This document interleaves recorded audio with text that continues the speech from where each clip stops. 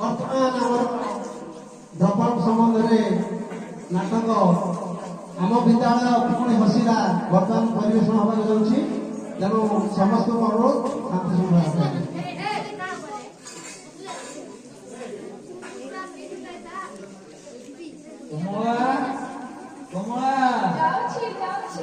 ମତେ ଶୀଘ୍ର ଖାଇବାକୁ ଦେଲ, ସ୍କୁଲ ବେଳ ପା ଡେରି ହଉଛି।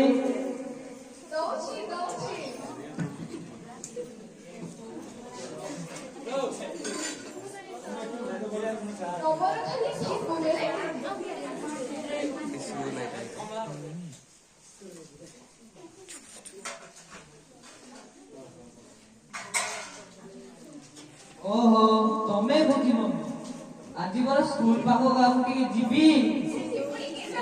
ପିଲା ସ୍କୁଲ ଆସୁନାହାନ୍ତି, ତାଙ୍କୁ ଡାକିବାକୁ ପଡିବ।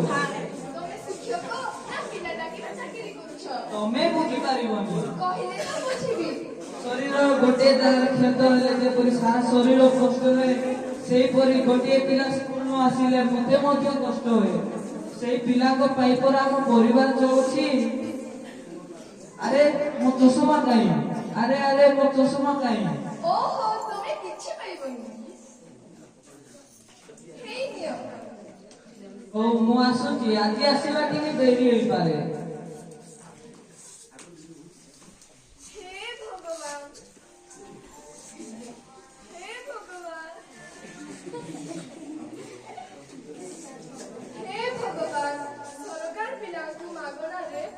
ବହି ସାଇକେଲ ପୋଷାକ ଏତେ କଣ ଦେଲେ ବି ପିଲା ସ୍କୁଲ ଆସୁନାହାନ୍ତି। କେବେ ସମସ୍ୟା ସମାଧାନ ହେବ କେଜାଣି।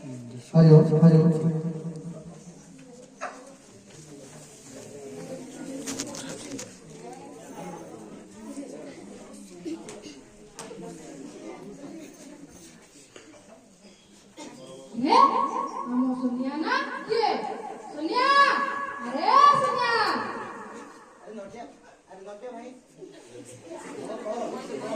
सोनिया भाई नमस्कार।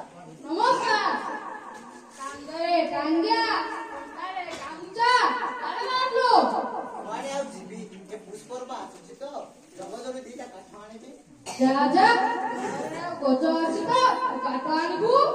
अरे जाई देखी नटिया भाई तुम एते सजबाज होई कोन बाहरियो? स्कूल को जाउची ए स्कूल ना तो मोरे डाकिची तो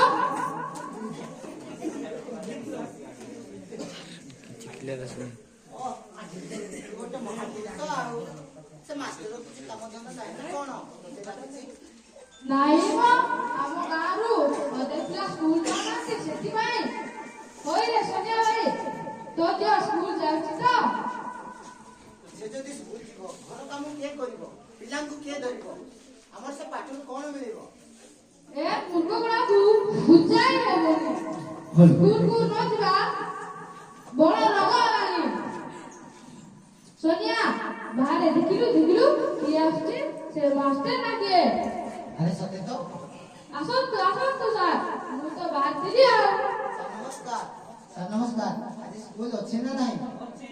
ତମେ ତ ଜାଣିଛ କନେଇ ଲାଗି ଦଳ ଯାତ୍ରା, ଯଦି କନେଇ ନାହିଁ ଦଳ ଯାତ୍ରା ହେବ କେମିତି? ତମେ ଆପଣ କଣ କହୁଛ ଆମେ କିଛି ବୁଝି ପାରୁନୁ। ତମେ ସବୁ ତ ତମ ପିଲାକୁ ସ୍କୁଲ ପଠାଇଛନ୍ତି, ଆଜି ଆସିଲେ କାଲି ନାହିଁ। ସମସ୍ତେ ଆଉ କେତେ ଜଣ ସ୍କୁଲକୁ ଆସୁନାହାନ୍ତି,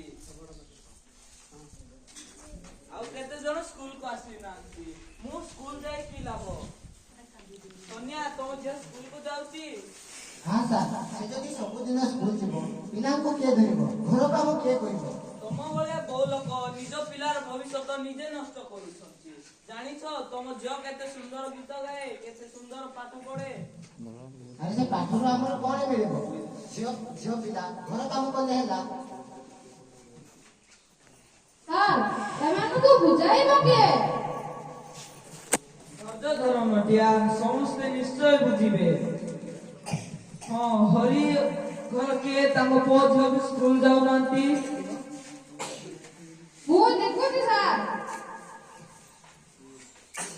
सोनिया ତମ ଝିଅ ସବୁଦିନ ସ୍କୁଲ ନ ଗଲେ ଅନ୍ୟମାନଙ୍କ ପାଠ ପଢାରେ ବାଧା ସୃଷ୍ଟି ହୋଇପାରେ।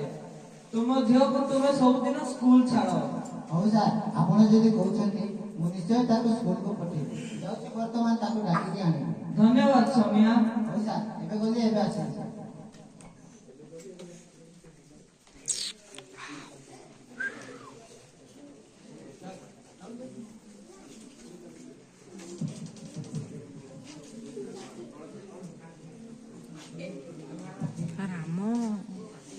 ସାର୍ ରାଜୀବ ଘରେ ନଥିଲା, ତାଙ୍କ ଝିଅ ପୁଅକୁ ଡାକିକି ଆଣିଛି। ଆରେ ତମେ ଦୁଇ ଜଣ କାହିଁ ସ୍କୁଲ ଆସୁନଥିଲ?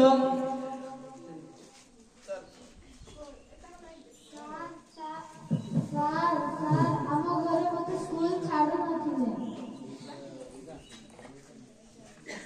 ସାର୍ ମୋ ଡ୍ରେସ୍ ନାହିଁ। ଆରେ ତମେ ସ୍କୁଲ ଆସିଲେ ତ ସବୁ ସମାଧାନ ହେବ।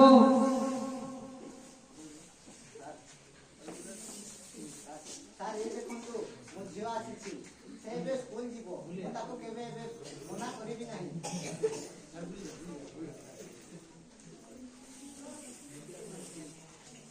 ସାର୍ ମୁଁ ସବୁଦିନ ସ୍କୁଲ ଆସିବି, ଭଲ ପାଠ ପଢିବି, ଆମ ଗାଁର ନାଁ ରଖିବି ସାର୍। ହଉ ପିଲାମାନେ ସମସ୍ତେ ପ୍ରସ୍ତୁତ ହେଇ ସ୍କୁଲକୁ ଆସ, ମୁଁ ଆସୁଛି। ହଉ ସାର୍ ଆପଣ ଚାଲନ୍ତୁ, ମୁଁ ସବୁ ପିଲାମାନଙ୍କୁ ସ୍କୁଲରେ ନେଇ ଛାଡ଼ି ଆସିବି।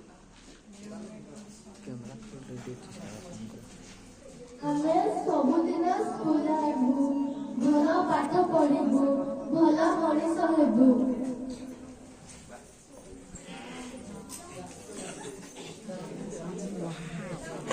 देखो सर बुआ मैडम और सिस्टर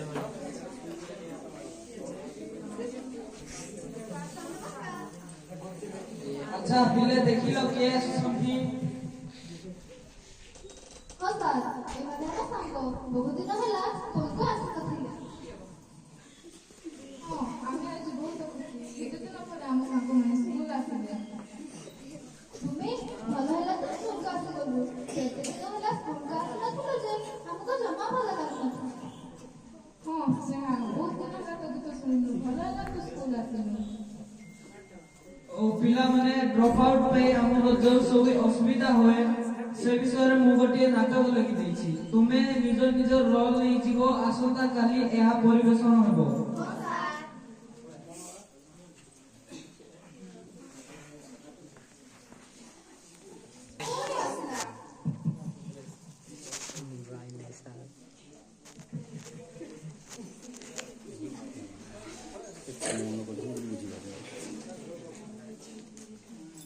कैमेरा का ठीक है अपन ନମସ୍କାର ବନ୍ଧୁଗଣ, ଆମ ବିଦ୍ୟାଳୟର ଛାତ୍ରୀମାନେ ପରିବେଷଣ କରିବେ ଏକ ସୁନ୍ଦର ନାଟକ। ଆସନ୍ତୁ ଏହାକୁ ଉପଭୋଗ କରନ୍ତୁ। ନମସ୍କାର ଦର୍ଶକ ବନ୍ଧୁ, ଆପଣମାନେ ଜାଣିଛନ୍ତି ବୃଥା ଉଠୁଆ ସବୁଦିନ ପିଲା ସ୍କୁଲ ଆସିବା ଏକ ବ୍ୟାଧି। ଏହି ରୋଗ ଜଣଙ୍କ ଠାରୁ ଆଉ ଜଣଙ୍କ ପାଖକୁ ବ୍ୟାପିଯାଏ। ଫଳରେ ପିଲାମାନେ ଆସ୍ତେ ଆସ୍ତେ ପାଠ ଠାରୁ ଦୂରେଇ ଯାଇ ନିରକ୍ଷର ହୋଇଯାଆନ୍ତି, ସମାଜର ମୁଖ୍ୟ ସ୍ରୋତରେ ସାମିଲ ହୋଇପାରନ୍ତି ନାହିଁ। ଯେଉଁ ପିଲାମାନେ ସବୁଦିନ ସ୍କୁଲ ନ ଆସୁଛନ୍ତି ସେମାନେ ଅନ୍ୟ ପିଲାଙ୍କ ପଠନରେ ବାଧକ ସାଜନ୍ତି।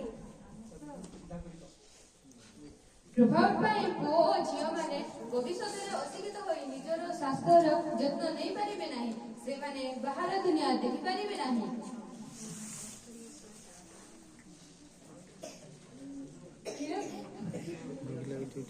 ନିରକ୍ଷର ହେଲେ ଅଫିସ, ବ୍ୟାଙ୍କ ଆଦିରେ କାର୍ଯ୍ୟ କରି ହୁଏ ନାହିଁ।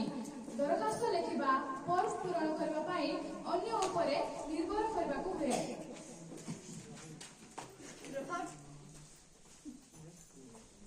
ଗ୍ରାଫାଇଟ୍ ପାଇଁ ଶିଶୁ ଶ୍ରମିକ, ବାଲ୍ୟ ବିବାହ ବୃଦ୍ଧି ପାଏ ଏବଂ କୁସଂସ୍କାର ମଧ୍ୟ ବୃଦ୍ଧି ପାଏ।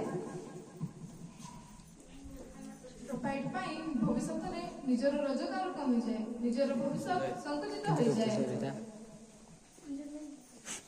ପିଲାମାନେ ଶୋଷଣ ଓ ଠକେଇର ଶିକାର ହୁଅନ୍ତି, ସେମାନେ ନିଜର ଜୀବନ କୌଶଳ ଜାଣିପାରନ୍ତି ନାହିଁ। ଝିଅମାନଙ୍କର ସ୍ୱାଧୀନତା କମିଯାଏ, ବାଲ୍ୟ ବିବାହ ବଢ଼ିଯାଏ, ଝିଅମାନେ ନିଜର ସ୍ୱାସ୍ଥ୍ୟର ଯତ୍ନ ନେଇପାରିବେ ନାହିଁ। ନିରକ୍ଷର ଲୋକକୁ ସମାଜ ନିଜ ଦୃଷ୍ଟିରେ ଦେଖେ, ସମାଜରେ ହୀନମନ୍ୟତାର ଶିକାର ହୁଅନ୍ତି।